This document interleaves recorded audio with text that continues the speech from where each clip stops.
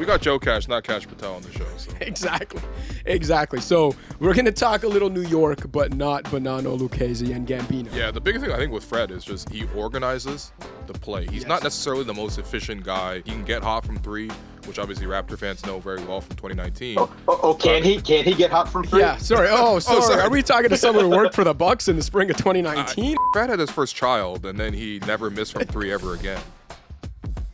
Welcome to From the Logo, the Scores NBA show. My name is Joseph Casciaro. Joining me in the studio today, one of our favorite guests, friends of the show, William Lou.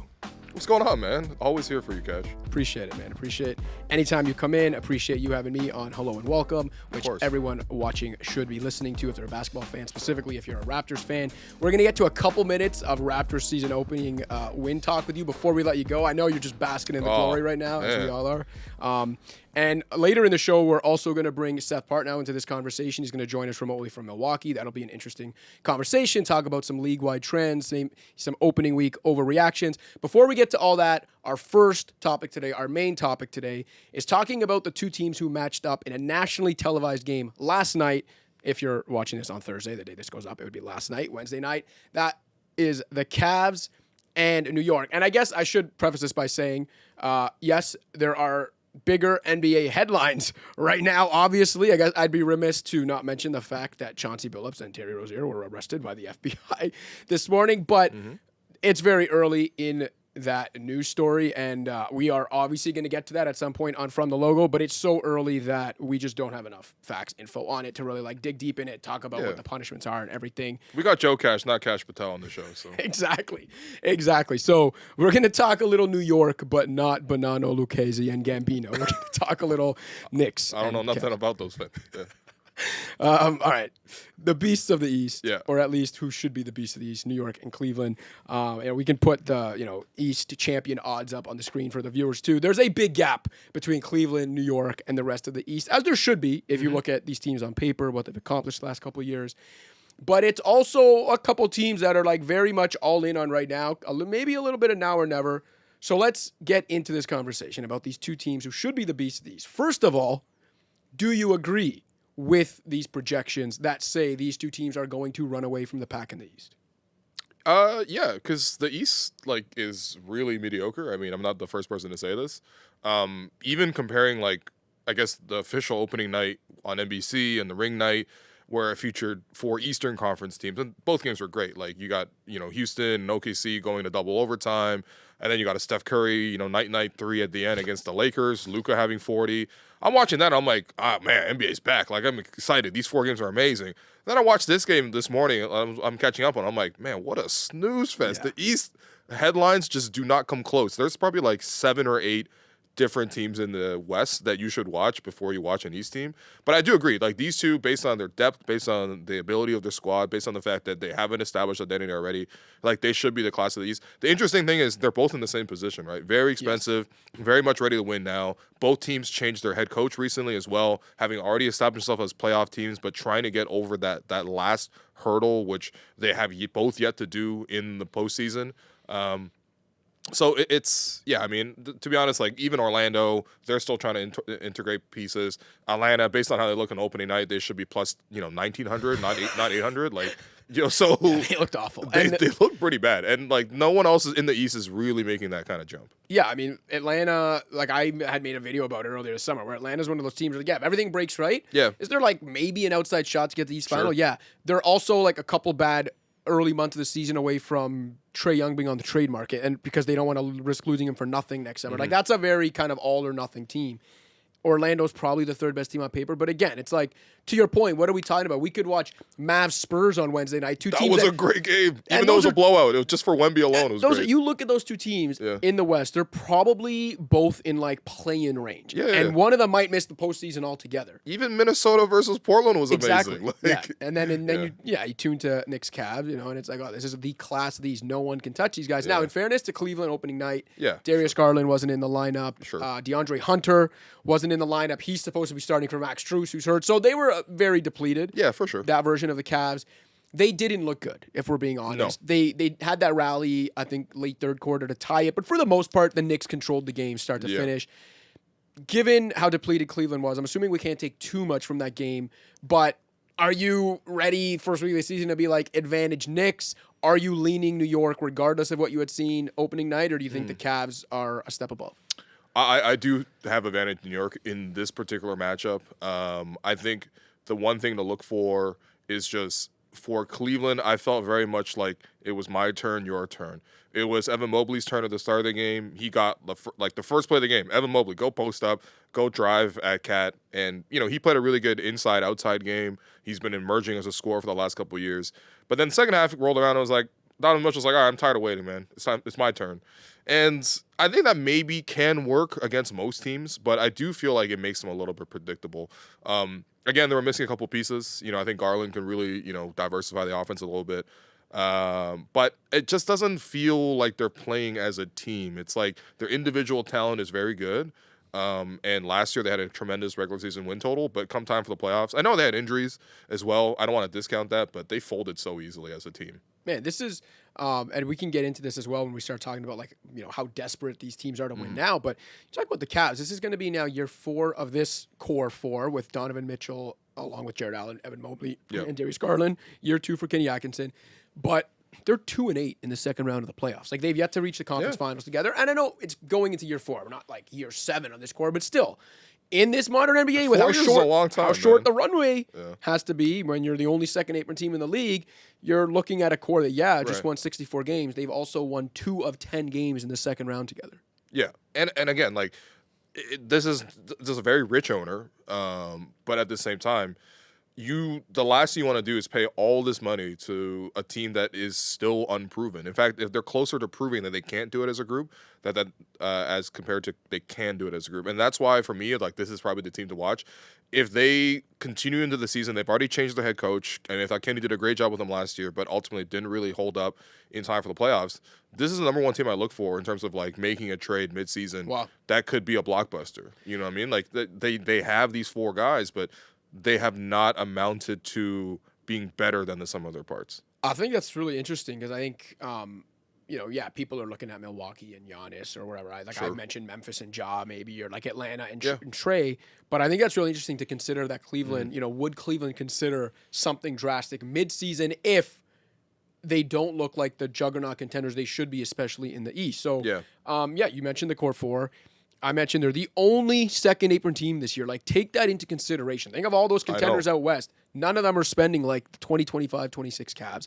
As we've seen in the first couple of years of this new CBA, teams do not stay in the second apron for more than a year because you don't want to deal with the long-term ramifications. So you could make the argument this is probably this Cleveland core's last stand together anyway, regardless of what kind of success they have. If they're not, hitting the notes they're supposed to hit. Yeah.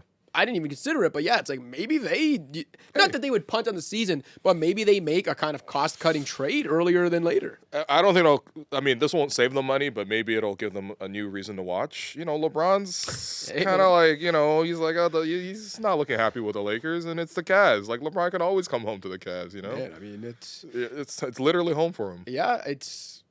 I don't know if it'll help their situation, by the way. But, in a weakened Eastern Conference, LeBron comes back. We've seen how that goes. Even at his big age, I think he can still do it. Yeah, and I think, even if you're thinking about how difficult it is to, trade LeBron at that salary mid-season, given the CBA, if there's a team that would probably be willing to accommodate it, maybe help their own financial... it's Cleveland. Right, it only makes all the sense in the world. Jared Allen. The Lakers need a center. Hey, I mean? I'm not saying obviously that's a way lopsided trade. That's literally the laptop for spaghetti meme. If you trade LeBron for Jared Allen, but again, there's something you could work out. There are moving parts that have to be part of it. Again, another part of this story is also that the Cavs and the Knicks are very depleted from an asset standpoint because of what they've done over the last couple of years. Okay, so we talked about Cleveland. The Knicks' desperation stems from, they traded, 6 first-round picks to acquire Mikal Bridges and Karl Anthony Towns last season. They, don't have a lot of financial wiggle room, even though Jalen Brunson's on one of the best value, maybe the best value contract in the NBA. Hey, Pablo Torre, man. I've got another job for you. So, aspire. Something's happening. They're also depleted when it comes to assets. They're, not in the same financial situation as Cleveland, but... not the most flexible. We saw it this summer where I'm not going to say they just could have got Giannis if they were, but all the reporting is that the Knicks were the team that Giannis was like willing to have Milwaukee have trade discussions with at this time. And for whatever reason, it didn't work out. Maybe the Bucks probably had a ridiculous asking price because it's Giannis. But I also do wonder, if the Knicks had more asset capital, are they really not going to get a deal done for Giannis Antetokounmpo? So their limited flexibility has probably already reared its ugly head. How desperate or how now or never do you view the Knicks this year? Or do you still see no, Cleveland's kind of on a tier of their own when it comes to absolutely needing to win or at least get to the finals this year? Yeah, I think that's where, for me, their playoff success is pretty informative, right? Like the Knicks, even though they haven't gone over the top, but they still done better in the playoffs than the Cavs have. Yeah. They look better in the playoffs than the Cavs have. So I think, they're obviously trying a new coach right now with Mike Brown. He may try to do some of the things that he did for Sacramento, which was basically taking Golden State's playbook over there. They don't really have the personnel to do that, though. It's not like they have that post-up hub that, I guess Sabonis ain't walking through that door. Yeah, Sabonis not walking through that door. You know what I mean? It's not the same thing if you do a dribble handoff with Ariel Huckporty or Mitchell Robinson. But at the same time, I think for me, one of the key issues for the Knicks is just, can you be a little bit less predictable, though? And I think, at the end of the games, it's going to be Brunson. He's going to work his magic. Absolutely deserves that. But over the balance of the game, can you make it a little bit more creative, make it a little bit less obvious that Jalen Brunson's the only guy who can dribble and he's going to have the ball? You know what I mean? And so if you can do that, and I think you need OG to step up, you need Mikal Bridges to have a better year than he had last year. Bridges had a really good preseason. Josh Hart's got to find some sort of role in the midst of all of this. For me, the Knicks are the best team in the East, unless there's any big trades. But, there's not as much urgency, though, because it does feel like teams want to come there. Players want to go there. If Giannis acts out, nobody would be surprised if he chose to go to New York. Yeah. Whereas Cleveland, as Joakim Noah once said, no disrespect to any viewers in Cleveland, but Cleveland got LeBron wanted to go there. So, that's all they need, really. Born and raised, in the neighborhood. I don't think no one outside of the Ohio area or the Cleveland area is asking. No offense, Cleveland. Yeah. Last point there, because you mentioned the Knicks needing to get a little more unpredictable. Yeah. And, some of the stuff being telegraphed for Brunson. The only thing I'll say is that, man, and I know this isn't maybe not a conversation for October, it's more an April to June thing, but Jalen Brunson's ability to be a big game and specifically postseason performer, because that prototype of player usually is notorious for fading in the playoffs because they're undersized, defensively challenged.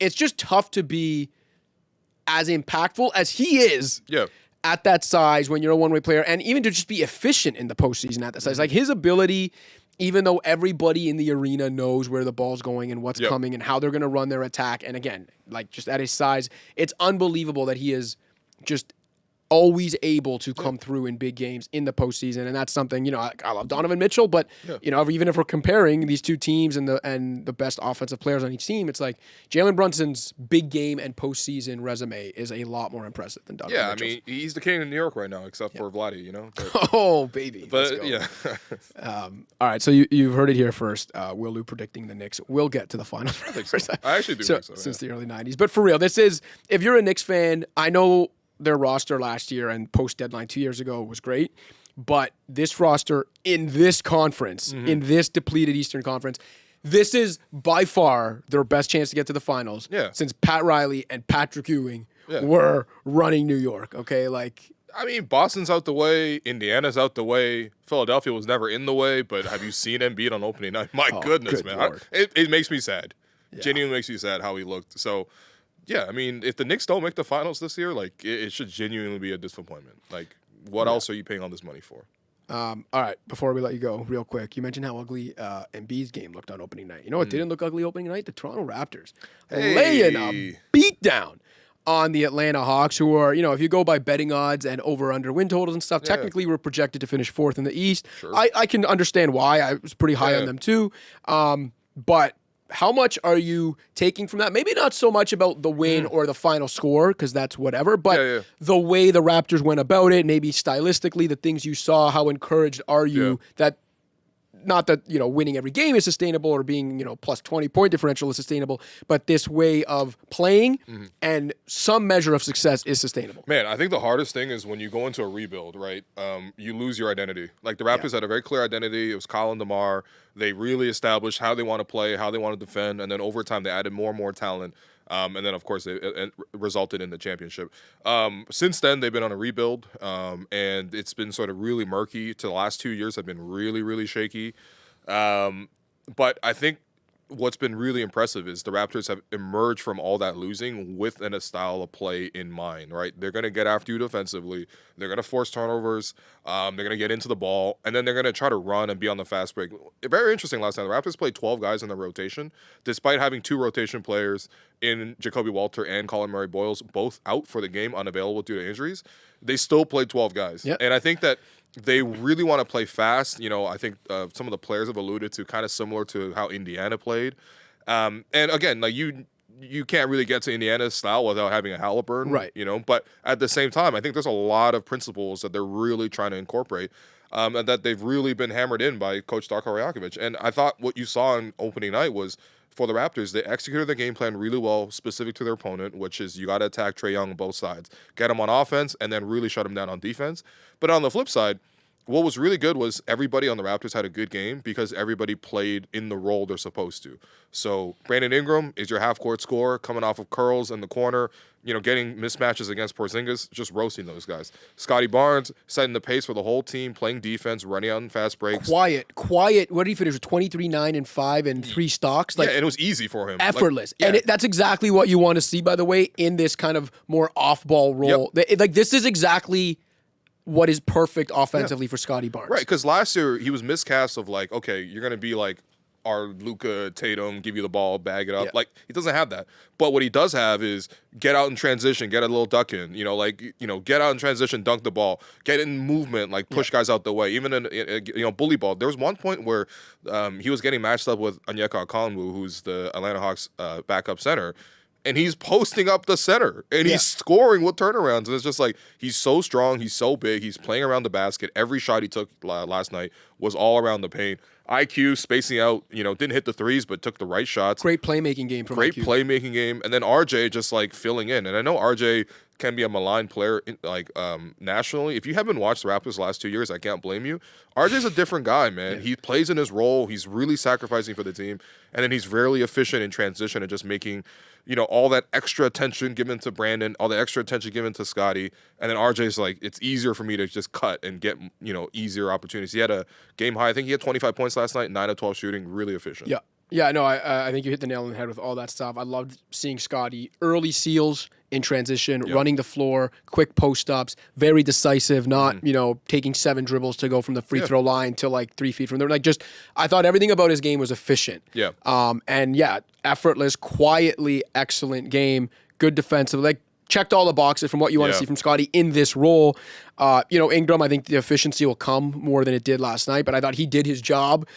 Efficiency from RJ, playmaking from IQ. And then to your point, I thought you made a good point with the 12 guys. Even though they were missing 2 rotation players, they still played 12.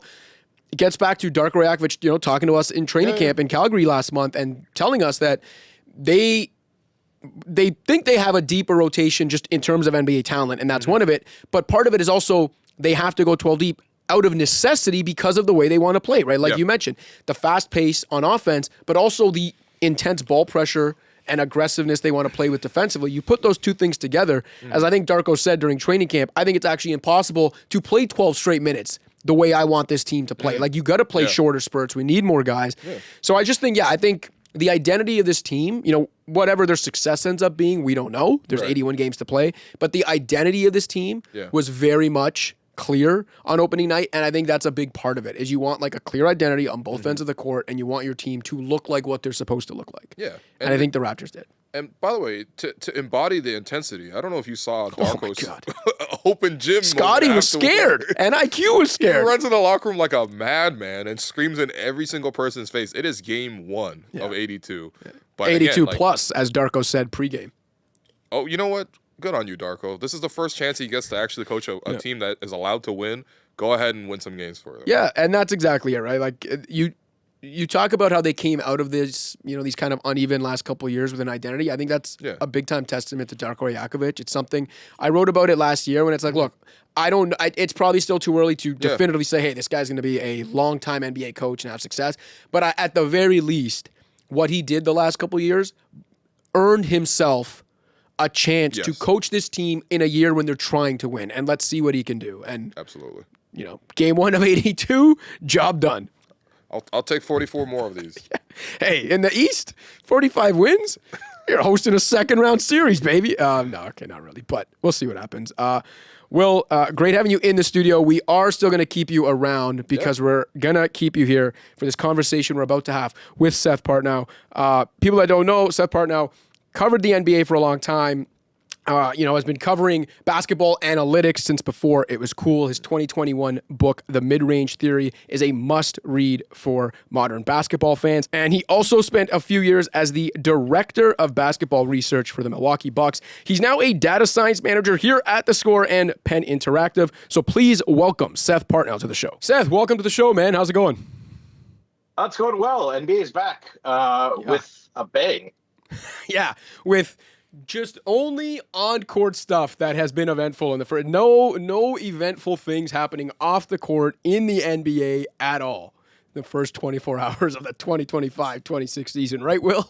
I'm just only choosing to watch the Wemby highlights on repeat. I think that's the only thing worth watching right now. Seth, first night in the books, or I guess first 2 nights of the NBA now in the books. By the time we've recorded this, are there any trends? Because the kind of thing we want to get into with is, sorry, let me rephrase that. The things we want to get into with you are some kind of emerging trends around the league, trends that are picking up steam. And we're going to get into some big picture stuff. But before we do that, I wanted to know, just from the first couple nights, I know it could be opening night overreactions, but are there any trends that kind of piqued your interest, raised your eyebrows around the league, specific teams, anything? I mean, obviously Wemby being a absolute destroyer of worlds is something to be on the lookout for. He made at least 3 plays last night where I just giggled. Yeah, it's sort of the center equivalent of Steph almost. It's like what? Yeah. There was one block where he blocked like a turnaround jumper from the other side of the lane somehow, and it reminded me of when I was with the Bucks. Vin Baker would play in staff pickup games sometimes, and it felt like me trying to shoot a layup, and then Vin would just come from nowhere and you pin it to the board. That's one. In terms of something more. Possibly more relevant to sort of the top end of the league, because I think the Spurs are still a little short talent-wise, is I'm going to be very intrigued to see if what we saw on opening night from Alperen Şengün in terms of his shooting is real. If he is I can handle the ball at the top of the floor, I can shoot threes, if I can shoot walk-in threes if you let me, I'm going to shoot 90% from the line. If that's real, that is a sea change, I think, in the outlook for the Rockets this year. Yeah, it's interesting because that's kind of how Alperen Şengün played for Turkey. He played a lot of like point center for them. And, I thought that might be situational just because maybe Turkey didn't have as many like NBA caliber point guards. But that was eye-opening seeing him translate that over in game 1. I think everyone's also watching out for just how much double bigs are becoming popular again in the NBA. Obviously, that used to be the standard alignment. You got your power forward, you got your center, but that went away for a long time. And you're seeing a lot of double bigs across the league, obviously with Houston in particular. What do you make of this trend? Why do you think teams are going back to what used to be very popular? I think it's a multifaceted question. One is there are now enough 6'10" guys who can shoot, who can handle the ball, even if it's just sort of small space, dribble handoff type stuff. Jared Allen is an example. He's not someone you want to necessarily bring the ball up, but if you get him the ball in space like at the elbow, he can make things happen with the ball. I think that skill set has sort of diffused enough that you can have enough guys. You can play 2 bigs and still have enough guys who can do things with the ball in their hands. And then I think defensively, with sort of the move towards more kind of specialized 3-and-D guys, you can maybe get away with someone who might lack some lateral quickness against lineups where there are sort of where all the twos and threes can put the ball on the floor. So maybe there's a place to, I don't necessarily know hide, but you can, if you put Steven Adams on the center, sticking with the Rockets, then there's somebody for Şengün to guard. That's not just gonna turn him inside out. Yeah, and I guess the Rockets are an interesting study as well. And even, Seth, how you started the conversation talking about some of what Şengün flashed on the offensive end on opening night. I guess that, in turn, like if he is shooting the ball this way, if he is being used a little more as that point center type player and can have that kind of offensive impact and spacing, I guess that also makes it easier for them to play him with Steven Adams. Absolutely. I mean, the other part of that is, Amen Thompson still seems like the jump shot is, if we're being kind, a work in progress. So in today's NBA, having only two shooters on the floor is, I don't think, something that really works, especially if one of them is still fairly limited offensively, as Jabari Smith appears to be. So their lineups, having just that third shooter on the floor is a pretty big deal for them if they're going to continue with that sort of alignment. How much do you think, I know we're going kind of heavy on the Rockets here, but it was something from opening night as well, and I think you had posted about it a little bit on Blue Sky as well, about how Houston's offense looked a little shaky at times, maybe didn't look the way people assumed it would if Kevin Durant was plugged in and solved all their half-court issues. I was one of the people, give your opinion as well, but I was one of the people that thought that Fred VanVleet injury could really sink them because he's just so much more valuable than his base numbers would ever suggest. And I know some of the pushback to that, even on a video I put up, was about, well, Şengün can facilitate the offense, but there's a difference between the ball flowing through a playmaking big and like an actual initiator. So are you with me in that, like, Fred's injury and not having a true starting initiator type guard can sink this team, or am I overthinking it and putting way too much stock in one game sample? You don't want to draw too many conclusions from opening night, especially playing against the Thunder and sort of their constant Edward Scissorhands defense. But I think the thing that does worry me is I posted that in the first half where it was basically KD or men do something cool. And then the second half, it was basically KD or Alperen do something cool. And so that's the finding a way to get some synergy between Thompson and Şengün seems like really going to be a swing thing for their offense being just sort of okay on the basis of having, strong individual talent and something that can actually push them into, I think their path to success is top 10 offense, top 5 defense. I think that unless they get some synergy between those two, you're probably looking at more like league average offense and then whatever you get on defense. And that can work, but I think that there's some, again, looking forward to the playoffs, there are some worries about that, just being able to get enough buckets, being able to get enough easy buckets, being able to have offensive possessions that don't lead to fast breaks the other way are the kinds of things that have hurt teams in the postseason. And it feels weird talking about the postseason already. We're one game into the season, but that's just sort of naturally the way for a team like the Rockets with their expectations, that's almost the lens you have to view everything through. Yeah, absolutely. Yeah, the biggest thing I think with Fred is just he organizes the play. He's not necessarily the most efficient guy finishing plays, especially driving to the basket. He can get hot from three, which obviously Raptor fans know very well from 2019. Can he get hot from three? Yeah, sorry. Sorry. Are we talking to someone who worked for the Bucks in the spring of 2019? I forgot. Fred had his first child, and then he never missed from three ever again. I hadn't heard about that. Thank you for reminding me. Or bring that to my attention. We should have game planned. It was a great 26-3 run at that point too. But no, I think that's what he does. He organizes, and I think he's a caretaker. Hopefully someone else on the team can kind of step up and do a bit of that.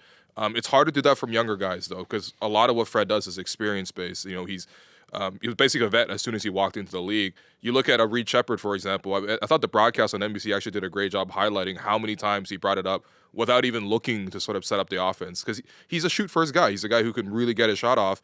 But that mentality, has to sort of develop over the course of the season. And you don't want a guy like KD having to do it. He's a vet; he could do it, but you want him, finishing plays. One of the other trends I think has really emerged throughout the league is just how much every team in the league wants to pressure the ball. And maybe copy a little bit of what made Indiana and OKC successful defensively. Aside from this just being a copycat league, why do you think in particular teams are trying to play, I guess, a little bit gamble heavier defenses as compared to the conservative protect the rim stuff in the past? There's a few things going on here. One, I think we should distinguish between OKC's like pressuring to force turnovers, and then there are other modes of pressure that are more just to run shot clock, basically. The difference is, this is something I've researched a bunch over the years, and essentially every second earlier or later a team gets into his offense, however you define it. You can do it ball past half court. You can do it first action on a play, whatever you want, using some of the tracking data. Each second earlier or later you get into your offense is a point of offensive rating. So now over the course of one possession, that's not a whole lot, but over a full game, if you're getting into your offense 2 seconds faster, that's 2 points. There's a fair number of games where 2 points will swing the outcome. So I think that some of it is just making yourself have to defend in the half court less. Because I don't think most teams don't have the personnel to play, OKC's pressure to turnover style. Yeah, and that's, I guess, the fine balance. It's something I asked Darko Rajakovic about this earlier this week, because Darko Rajakovic, head coach of the Raptors, I mean, they've emphasized it more this year, this fall training camp and everything, but it's something he's talked about for the last couple of years, and how that's kind of one of his philosophies is pressuring the ball. But one of my question for him was, how fine of a line is it between, smart, aggressive defense and ball pressure versus either gambling and getting out of position, or leaving your big man on an island, or just committing too many fouls, which, I mean, again, one game, we're not going to draw too many conclusions from it, but I don't know if you saw any of Raptors Hawks on Wednesday night. The Raptors had a great showing, ran the Hawks out of their own building, but also committed a crap ton of fouls. So from your perspective, how is that fine line balanced? And do you think sometimes too many teams rush to a trend without actually having the personnel to pull it off? It is a fine line, and I thought I did watch a fair amount of that game, and especially in the first half. Atlanta being in the bonus for basically the entire second quarter kept them in the game, since they really weren't able to make a whole lot of shots aside from Jalen Johnson getting to the basket. Love Jalen Johnson. Yeah. No, but I think that's certainly a worry for teams that play the pressure to turnover style. Is the benefit of kind of the Budenholzer, we're going to be the house kind of in blackjack style, is in addition to protecting the rim, you also don't give up offensive rebounds, and you don't give up free throws, even if you're not necessarily forcing turnovers. And so if you go the other way, you are, be more vulnerable to shots at the rim. You are more vulnerable to offensive rebounds. You are more vulnerable to send the opposition to the free throw line. So it is somewhat of a high wire act. And to your other point, yeah, the league has always been like trend chasing a little bit too much. There's a lot of ways to skin the cat, and we've passed the point where you can sort of scheme your way to a mathematical advantage. There was certainly in kind of the teams were kind of doing that. The early adopters of like Morey ball offense, for example. The success in the NBA is trying to do the things your players can do. And so teams that have a lot of athletic, good lateral quickness, wing and guard size players, yeah, they can pressure the ball. Teams that don't have that might try, but they shouldn't. Yeah. Yeah. Okay, so we talked about ball pressure. We talked about the two bigs lineup. We talked a couple, opening night things. You mentioned Wemby. We talked Rockets. I know it can be impossible to predict what's coming next, because who knows what's in a coach's mind, a front office's mind. But from your perspective, like, can you kind of envision or see what the next schematic trend might be? Like, a couple of years ago, I don't know how many people saw the ball pressure thing popping up, maybe a few, but is there something on your mind when you're like, I think this is the next thing smart front offices or smart coaching staffs will start to scheme for and look for that advantage? It's something that I've noticed about the Thunder for a couple of years, and it really came to the fore more last year, is they played almost the least rote defense in the league. A lot of times NBA defense got to be a certain degree of predictable, where it's almost where offenses had figured out, all right, if we do this, they'll react this way and there'll be an open shot in the opposite corner. So we're just going to do that over and over again. Whereas the Thunder and to some degree the Celtics as well, the prior year with all their switchability, played much more of almost the defensive equivalent of the way Golden State plays offense. Now that's a goal that getting the personnel that is both has sort of the vision and defensive feel to be able to do that, to be able to communicate on the fly that way, and also the physical ability to pull that off. That's, everyone would love to have those players, yeah. But that's sort of the almost the adjustment to almost counter the pace and space style that offenses have been playing. So that's something that I've been looking out for, and maybe it's doing more hybrid zone, just things to make the offense's job a little more difficult, slow the decision making down.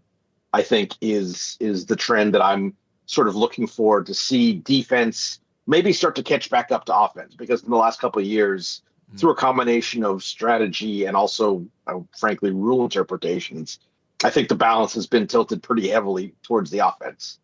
Right. Yeah, I think a lot of people would agree. The league has kind of started to try to do things the last couple of years with the officiating tweaks and things like that. And of course, that directly leads to, if you're going to call less stuff on ball, like a little less, like you allow a little bit more hand checking, then of course you're going to pressure the ball more. It just makes sense. Mm-hmm. It's all response to, what the conditions are at any given moment. That's actually, I'm glad you brought that up, because that's sort of an interesting tension with the rise of teams playing big. Is that has typically been something that smaller teams have gotten, at least observationally, smaller teams seem like they get away with a little bit more physicality than bigger teams. And Oklahoma City certainly used this to their advantage, I would say, in the postseason last year. So are you giving some of that away if you're playing these enormous lineups? Steven Adams is not going to be able to get away with a hand check on the perimeter in the same way that Casey Wallace might. Yeah, he's going to push someone into the backcourt. I remember back in the day, like when I first had, maybe the first couple of years I had credentials, Joey Crawford had come to Toronto for one of those, like, when the refs kind of educate the media on new, like, rule emphasis things. Okay. And I remember one of the things he talked about was, this was, 10 plus years ago, trying to emphasize to officials that very thing is like, just because a small guy is guarding a big guy or whatever, it doesn't mean it's less of a foul if he does things physically that the big guy would do to hit. Like, it's a foul is a foul regardless of whether you're, the same size of the guy or whether you're giving up 100 pounds.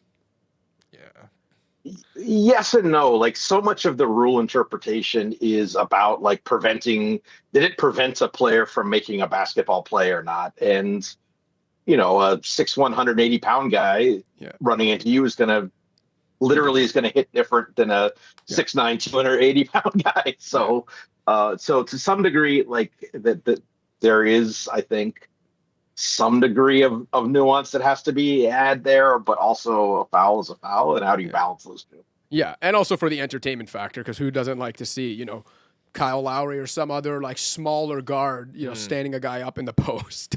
Yeah, stripping Chris Middleton. Leading the fast break. Come on, man. This is not not what I promised, Seth. Sorry, buddy. Okay, but I think that is not planned, but a good segue to kind of our last question we had for you, because obviously, one of the big stories this summer leading into the season, and to be honest, the last couple of years, is everyone frothing at the mouth about what Giannis Antetokounmpo is going to do and whatever, and I can already see you rolling your eyes and shaking your head. And so one of the questions I had for you is, because you worked in that front office, you worked in that market, you worked for the team that employs Giannis Antetokounmpo. What would you say us, the media, fans outside of the Milwaukee, whatever, get wrong or maybe right about the entire Giannis situation? Like, because on one hand, I can see how we don't value his loyalty and commitment and comfort in that city enough. On the other hand, I could also see how maybe if someone's a Bucks fan, they overvalue that stuff where it's like, hey, he's still a human that's very competitive and wants to win, and it doesn't mean he's disloyal if he wants to leave. So help me out here, square it from your perspective, actually working there, being there with him. Well, that's a big question. I'll say one thing I'll say is this is something that I don't know to what degree and I'm going to say the media collectively, because I know there are different levels of it. Zach Lowe is someone who's very cognizant of it and so tries not to abuse it. But the way to which media, especially at a certain level, isn't just reporting news; they are creating real impacts. A prominent media figure says something about a team, and all of a sudden it becomes a thing you have to pay attention to internally, if only because ownership is asking. So it's almost like a lot of the Giannis stuff has been very annoying for me.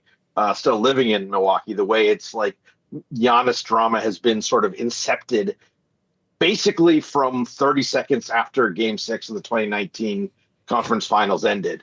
Incepting drama about that. And we're frankly, like a hot take is I almost think that he would have been traded by now if it hadn't have been such a thing, because it was such a thing, and everyone kind of almost the natural defense to it is like, no, that's not happening, because no one had, like, there was nothing beyond that happening. And now, the last couple of years, as the championship core kind of aged out, as happens, maybe there would have been perhaps less reticence to even talk about it if it hadn't have been for the constant drumbeat. Now, this is not me reporting. This is not inside information. This is just sort of pure speculation, knowing kind of the sort of stubbornness of some of the people involved, including Giannis himself. So I think that's one thing. I don't know what else can I tell you about that, or what else will I tell you about that? Is I guess the fair question. Yeah. I mean, what he's not saying is Shams made the story up and has continued to feed the story every time the news cycle gets a little slow. But I do think that's fascinating insight in terms of, and again, I know it's not any reporting or like sourcing or anything like that. It's just your opinion, like you said. But I do think that's a fascinating way to look at it, where it's like, hey, maybe if people hadn't been like beating this drum for so long and almost like trying to beat Milwaukee down with it, and maybe if they didn't have to get their backs up about it, maybe they would have been more open to being like, you know what, everyone has a competitive window. Maybe ours was starting to wind down. Maybe instead of committing, technically $50 million a year to Miles Turner between his contract and the Dame Lillard buyout, maybe we're a little open-minded to a Giannis' future if it allows us to, create a more sustainable future some other way. But so I think that's actually a really interesting insight that I hadn't thought of before. I think, frankly, I think that's as much from Giannis' side of things as it is from. It's like, when those stories first came out, it's like, screw you, I'm not going anywhere. Yeah. And maybe without that, maybe if hadn't been forced to deny all the times, then maybe, 23, 24, 25, maybe he amicably says, hey, we've run our course here. It's been 8, 10, 12 years of great times. And we won a championship, and let's shake hands and move on. That's a way I think it could have played out, but I think it hasn't. I think in part because of how strongly it had to be denied that was happening. 1920, that time frame. Yeah, literally over the last 6 years. All right. Fascinating insight, Seth. Really appreciate you coming on. I would love to have you on again at some point throughout the season and just, talk hoops and what's going on. Hopefully not have to talk to you about a Giannis trade rumor or something like that. But, really happy to have you on the show and appreciate your time. Oh, we get a little further into the season, I might actually have sample size to say something non-wishy-washy. We can't wait, man. Appreciate it nonetheless. All right. Thanks again to Seth Partnow for joining the show. Thanks to Will Lou, as always, for coming in the studio. My name is Joseph Casciaro. This has been From the Logo. Don't forget to like and subscribe, and we'll see you next week.